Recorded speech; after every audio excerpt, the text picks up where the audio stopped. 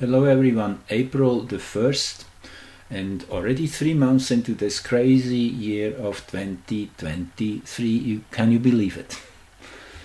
And already this was the 7th X-class flare in these 3 months alone. That's how many of these large sized flares you see here. We have the spike.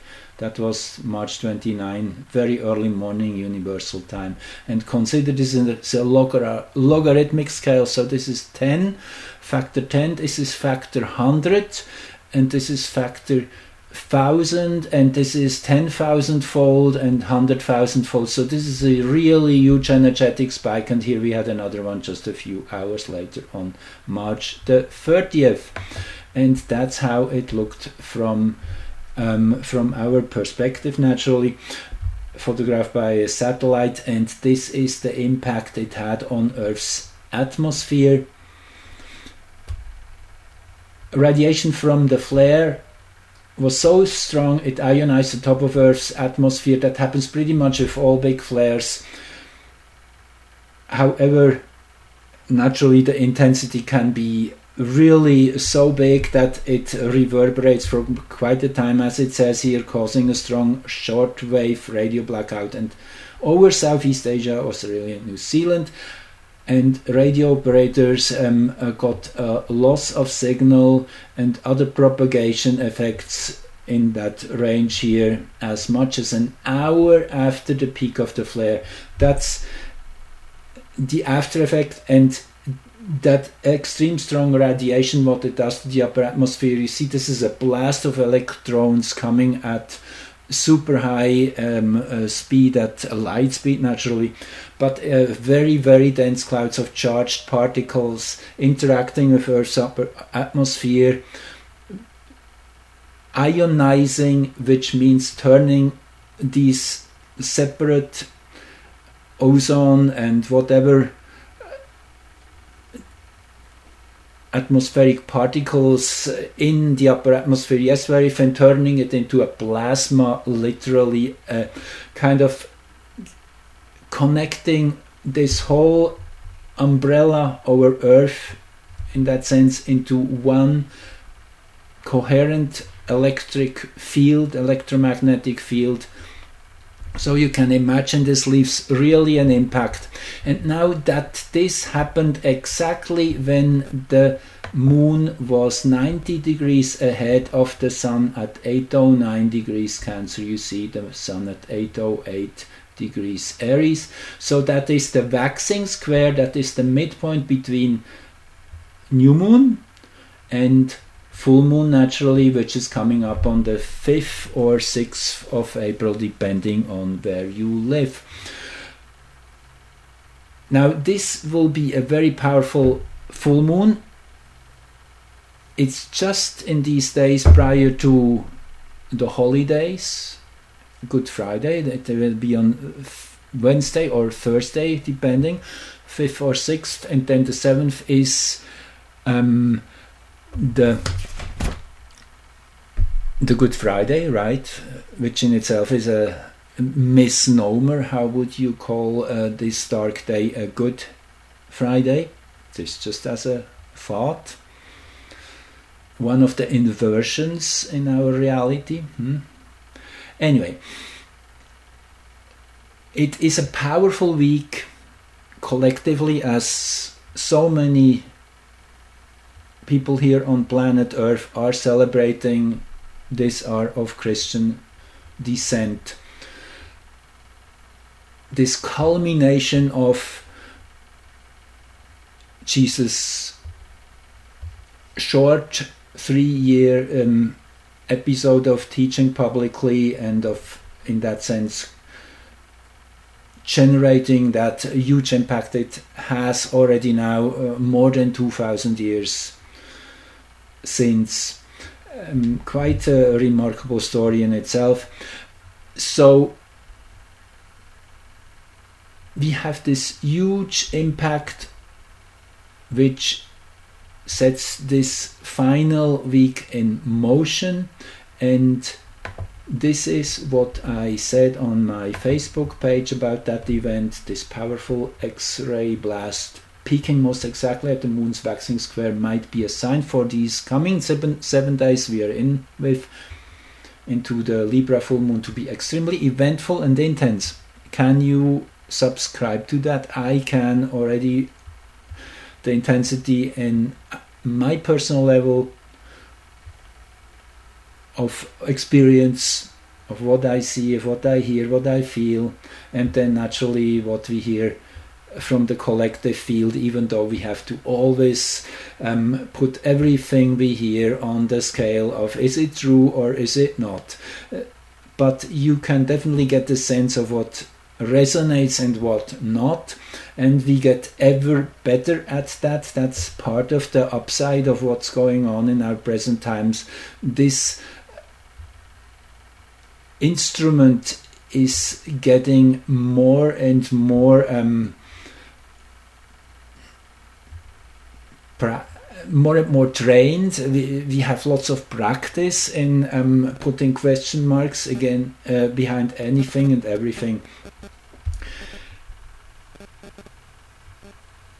So this will be the 7th full moon in a row, peaking in the 17th degree of a sign. The first one we had on October 9, and since it's always been in 17th degree 1607, so this in itself is interesting. Just again something to think about, as the number 17 has been so charged up with collective energy. Again, this works on so many levels. So this, as I said, I guess was the 7th flare. Another 7, we are in a 7-year, there is signs there too. So let's look at this chart for a moment, which initiates that final week. We are right now on the 3rd day of. First of all, you see the Moon-Mars conjunction here in Cancer. In its own sign, Mars having its first connection with the moon since it has entered Cancer now. And Mars is definitely a factor to be looked at closely. It is kind of giving the final clue of in what direction things are going. It has been charged up by the green comet, as I've shown you in several of my videos. All these coincidences, Mars is really the one carrying that frequency. So the Mars and Moon connecting here with Pallas, this in itself is a trio of okay, oh gosh, what did this is big, this feels big, powerful, and that is underlined with this Jupiter, Mercury and Astrea conjunction here, exactly at the 3rd house cusp in this global chart. This is really an expansion of mental abilities in service of seeing what's wrong, what needs to be improved upon, what needs to be helped and healed. That is Astrea's frequency. This asteroid was named after that Greek goddess, and it's again, I mean, you know, if you're in astrology, these are amazing coincidences. So synchronicity is better, we should call it why a planet or a body is named in a certain way. It is just as if the discoverer is given its name intuitively. Again, as also we are born with our names. That's one of my strong beliefs. We bring our name with us, and then the parents are picking up on that and giving us that name. It's all synchronicity coming together in a nice way. So Mars is being awakened here by the moon And Palace is the one which really can see the patterns in reality. It's the ability of abstract thinking, a powerful frequency. And you see in a 90 degree here approaching to this great trio at the third house cusp, Mercury in its own house, and also the North Node is here in the third house, which is really the center of focus in all this, in any chart and everywhere. I would say the lunar nodes are the most powerful currents in a chart, as it is a stream of energy coming in from the south node going into the north node's direction. And these early degrees of Taurus, it's really about planting something, putting some seeds into the ground, which will then sprout and bear great fruit, bear great harvest. So that is the underlying frequency of our present times. We're still quite a bit away from that harvest season, and we have to appreciate that. And you never know what's coming, but there is this sense. See, I wanted also to quickly talk about this 5th degree of Taurus, where the lunar node is kind of leveling out. The lunar nodes, they have a funny kind of pattern of moving through the zodiac. If you had a graphic ephemeris, well, I don't have it, but I show you how it moves. It moves kind of like a waterfall and then goes level for a while, and then again a waterfall. This time we have this level phase here in the 5th degree of Taurus. That's exactly where it is here, where the arrow is. I guess for more than 2 months, till about May 19, it is that 5th degree, and it is, as always, very telling what the Sabian symbols say about this degree. A widow at an open grave. Okay, something has just ended. There was a big line drawn. Something new is coming, and we do not know where it's going. You have to come to terms with the loss. And it's also a moment of introspection, of meditation, of letting it sink in what is happening, all that, the impermanence of all material and social bonds. That is the image Elsie Wheeler was given when she was searching for the symbols for each of the degrees of the zodiac. Naturally, the 5th degree of Scorpio is as important, and as this is where the energy is coming from, sourcing from, and this is a massive rocky shore resists the pounding of the sea. This is a solid bedrock of human experience we are coming out of. This area in the zodiac also is assigned to hexagram 28, which is preponderance of the great. I guess that's it. That's what it's called, which is too much of a push. It's the flooding river.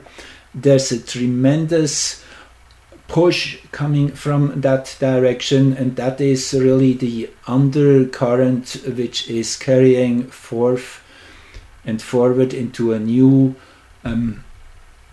expression.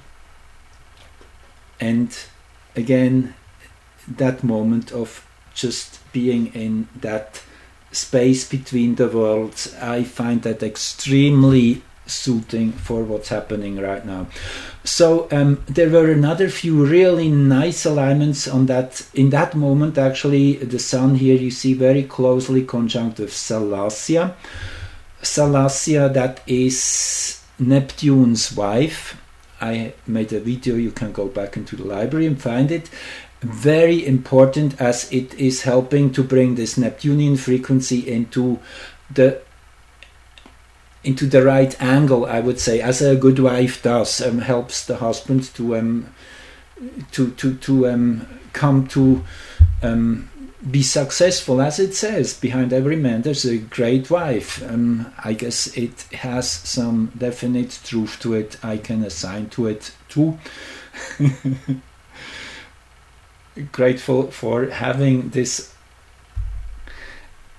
arrangement. I guess in nature in general, it is how the feminine supports the masculine, how earth supports the sky. It is always the same patterns, the same symbols in a way, expressing on many different levels and layers. That is the beauty of symbols. They have so many faces, really. So we have this Sun Salacia conjunction. Yes, this is pure joy. We are in our element. Yes, it's difficult. Yes, it is a task to go uphill still. There is a trine here to the black moon, which means we are totally acknowledging the difficulties and we are harmonizing, playing in adjustment to what's going on. That is the trine's power. It is that natural ability to align harmoniously with an energy. Also the moon naturally involved here in an exact 30-degree angle, which is giving the moon also that ability to appreciate the shadow, to appreciate the difficulty, as it is literally a matter of polarity. The greater the polarity, the greater the current which is possible, which is potentially flowing. So we have to allow for this extreme contrast, which is definitely getting bigger by the day. And standing back and allowing it to unfold is really the secret here. I have here the New World chart here on the side. It is the chart of the Declaration of the Independence, as you see here, July 4, 1776. I have found this is really the new beginning. That's when it was set in motion. The whole new world, that concept of, I come from Europe, for us this is really where the future lies, probably part of why I am here in this continent. That's where really the fundaments are put in for the next 1,000 years. And in that sense, this was a big moment, much more than just the birthday of the United States. Again, the United States is, in a way, all of us, because we all over the world are rooting for this nation to come to the final breakthrough, which will be the leading edge of the big evolution we are going through right now. That's where it all starts. Naturally, also you see it. Washington is on the 77th degree of longitude west from Greenwich. 77. I mean, this is a powerful spot on the planet. So this chart has its Aries on that degree 808 in Capricorn. That was exactly opposing the moon here and squaring the sun. So Aries is probably the most critical factor in our present times, because this is a feminine force which is pushing for truth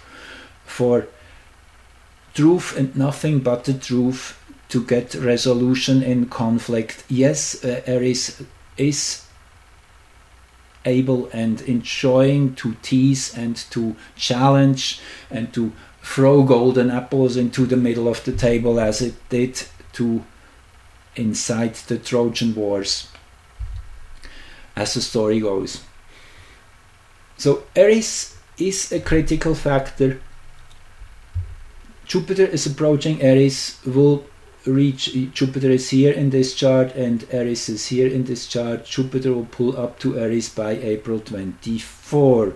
So it is really, we are moving in an extremely intense zone. The next 6 to 8 to 10 weeks, I would say till summer solstice, will be bringing the breakthrough, the big breakthrough, where it becomes obvious to each and everyone who has at least a little bit of personal involvement in the story, and I guess by now we all have, through the past 3 years experience within our families, within our friends circles, we have at least some people who are bringing in that different frequency which is challenging the mainstream narrative, and that's all it takes. You have to scratch a little bit and then it starts to dawn on people, something is just not quite right. Yes, many people are still sitting on the fence, they're still digesting what they have experienced in the last year or so. However, more and more people are getting their voices back, and definitely this Moon Mars is a sign people are getting into their power. That's basically also what the moon, what Mars into Cancer meant. Mars is powering up the moon in a very simple way, and the moon again is in a simple way said in mundane astrology, the people, we the kind of the expression of natural order and law. The moon rules all those natural processes and principles. Our bodies are ruled by the moon, literally. All those parasympathetic processes, digestion, the heartbeat, the frequency of our breath, that's all ruled by the moon. The moon connects us with Mother Earth. The moon in Sanskrit is called Ma, mother. Matter comes out of that word. So it's all connected. The moon is super important. It's the lens through which we are literally receiving the celestial energies where they're coming in. So when the moon is at its waxing squares 7 days after new moon, in that sense the moon becomes an outer planet. Let that sink in and think about that. The moon can be either an inner planet, which means it is between Earth and the sun, which naturally Mercury and Venus are. They are inner planets, and from Mars on outwards, Mars, Jupiter, Saturn, and so on, they are outer planets. They're always on the other side of the sun. The moon has that ability to change this position. So at waxing half moon, it becomes an outer planet. Something to think about. And then again at the waning half moon, it will come within the sun, earth, space, and will be an inner planet. Anyway, let's move on, I have a few charts here I wanted to show you in this context. So this is the heliocentric chart of that moment. I found it interesting that heliocentric Mars here at 8:49 you see is pretty much exactly where the black moon is. So it is time of action. Time of action is really now on. Everything is at intensity level 5 for sure, if not more, depending on where you are putting the maximum at 10 probably. So we're probably at around the 7, I would say. So this is very promising. Venus, as you know, Venus is the evening star now, climbing higher and higher into the night sky and the evening sky now. Venus is super powerful as an evening star. Started its journey on October 22nd last year as being born as an evening star, which is when Venus is expressing itself in a more social and greater frame of expression, versus Taurus is more private and personal, which is the morning star phase, and when it expresses as an evening star it is way more socially oriented. So this is the phase we are in, getting ever more bright Venus in the sky.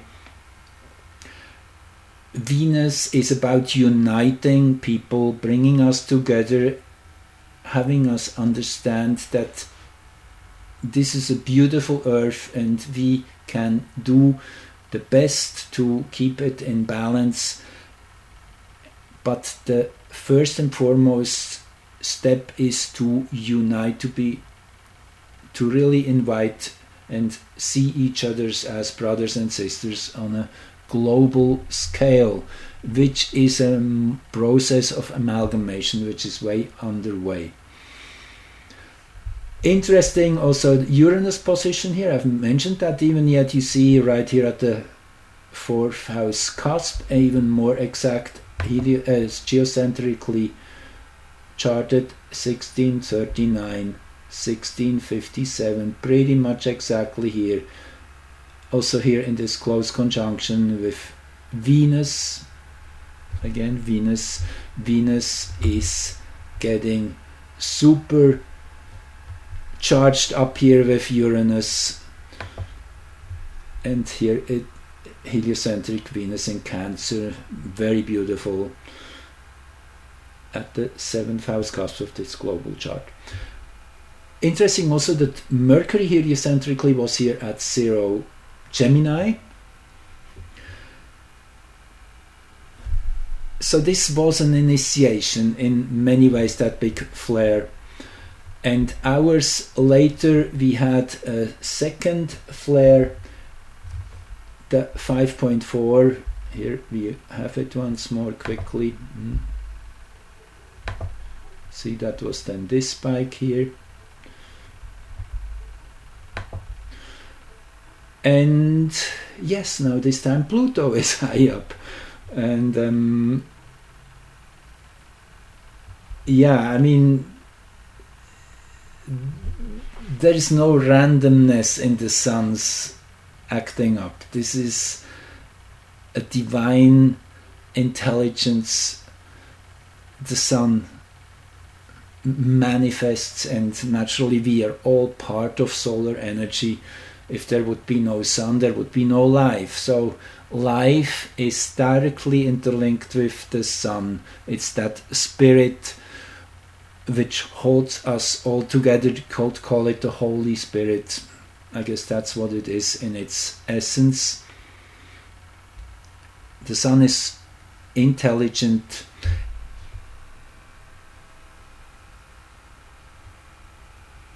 The moon at that time, 2237 Cancer, she had moved on a little bit from where it was. Here was at 8 degrees Cancer, so a little bit more than a day after we have the second flare, and this time it's opposing Arrokoth and T-squaring Mercury here at 22 Aries. So Arrokoth is the one which can see the full picture. A man standing under the open sky. You see the whole panorama. You see the whole structure. You don't get lost in the detail. That's really the wonderful thing about Arrokoth's energy, with Mercury here at the center point. Yes, you see Mercury is here now, gaining ground, moving ahead of Jupiter and Astrea. So this is really a week of re-gauging our directions, of getting ready for quite a roller coaster. I mean, as if we haven't been on a roller coaster yet, it gets a few levels more intense. Because just hours later, Pluto crossed the 7-minute 30-second mark in the sign Aquarius. Now, why is this an important juncture? This is based on this chart, which is the overlay of the 64 hexagrams over the zodiac. And here you see hexagram 60, which starts at 26, 22, 30 in Capricorn and goes up to 2 degrees Aquarius. A super important hexagram in our present days, as we had the Jupiter-Saturn conjunction in here in December 2020, that kind of in-between phase, if you want, which interlinks the Capricornian with the Aquarian energies. Limitation is its name of that hexagram. Let's just have a quick peek into this, because it is an important energy, and if we understand it, we much more understand what our present challenges and tasks are in this present time. It is the lake below and water above. So the lake only can contain that much water. If there's more, than it overflows. Limits, therefore, must be set to bring in that containment, kind of put boundaries, put guardrails, all that comes into mind. It can get totally overwhelming. I guess that's what it really is.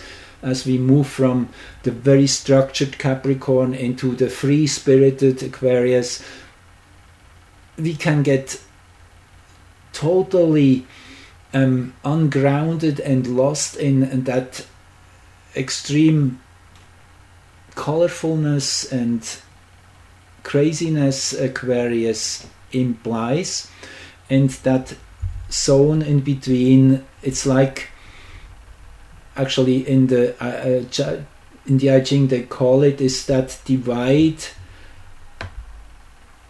of the bamboo stalk where the two segments meet. Very beautifully put. So we are in this zone of mutation between the heavily structured and crystallized Capricornian energy into the free-flowing waves, the frequencies of Aquarius. Now the fifth line, you see, is the ruler of the hexagram and has a very powerful position in this hexagram, as it changes the structure, the movement of that hexagram. That is the beautiful thing about the I Ching. It always gives a movement. This is the line which is changing in that sense, which is empowered. With Pluto now coming into this line, and here, in case you're interested, this is from my personal website, The Cosmos Within, and here you see the breakdown of the different degrees. So let's just go to this one. We have from 26, 22, 30 till 2 degrees Aquarius, that is here. So the 5th line here, which changes the energy into hexagram 19, which is approach, which is the energy of spring, a new beginning. It is breaking the ice open and making the river flow again. That's kind of the feeling you get. And the 5th line, let's just read it quickly, is a very, very positive, very auspicious line. Let me just make this a little easier to read. Sweet limitation brings good fortune. It's kind of structure and discipline. That is the inner feeling I get from that Pluto in this line. Going brings esteem. So it's just about getting started and doing it. That's what I feel when I do recordings. I'm not really that much of a speaker, as you probably realize. I have my understanding, but to kind of communicate it is sometimes a little challenging, also because it's not my first language. And I'm always a little bit procrastinating. And but if we just go where we feel incited, pulled to and motivated to express ourselves, yes, not from an emotional place, but from a very central place within ourselves of knowing this is the right thing to do, then the limitation, if it's carried out in the right way, is very effective. And this is Pluto's position for the next 10 weeks or so into June, I guess the 3rd or so, when it goes back over that line again. So this is really the main Plutonic frequency we have here. Very, very auspicious if we seek to impose restrictions on others only while evading ourselves. So it is that inclusion, what I do to others. I first have to be starting with myself. So anyway, this is the basic energy which is initiated here in this chart with, where is it, Pluto, here it is. Sometimes I'm getting lost. 00730 here in Aquarius. Interesting here in this global chart at the equatorial point, which means the ascendant on Earth's equator, very powerful point of collectivization of this frequency, meaning we all are really feeling it with the 0 degree Capricorn rising. I love it. I really love this chart. This is an extremely powerful moment when Pluto moved over this magic line. Naturally, even more powerful here with this opposition from the moon. You can see there's an enormous charge here, and then there is Ceres.